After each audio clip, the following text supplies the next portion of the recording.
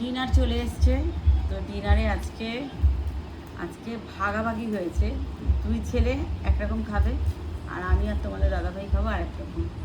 আমরা দুজন খাচ্ছি হচ্ছে ভাত রুটি আর পনির বাটার মশলা। এত চিকেন খাচ্ছি কালকে থেকে, আর আমাদের ইচ্ছেই করছে না, কিন্তু এদের চিকেনে অভক্তি নেই, তার জন্য এরা এই মিক্স ফ্রাইড রাইস। তোর এইটুকু ঠিক আছে? তো এরা খাবে মিক্স ফ্রাইড রাইস আর চিকেন হট গার্লিক। আমাদের হচ্ছে পনিরটাই আজকে মনে হচ্ছে আমার ভালো লাগবে খেতে, এই জন্য। তো দাদাভাই ওয়াশরুমে গেছে, তারপরে আমাদের খাবারটা বাড়বো, ওদেরটা দিয়ে নিই।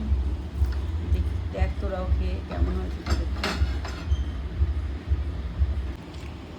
দারুণ টেস্টি হয়েছে পনির বাটার মশলা, তাই না? ওদেরটা কেমন হয়েছে? ওদের খাওয়া দেখেই বোঝা যাচ্ছে যে ওদেরটা কেমন হয়েছে। ওরাও কেউ মুখে কোনো কথা বলছে না, এত টেস্টি।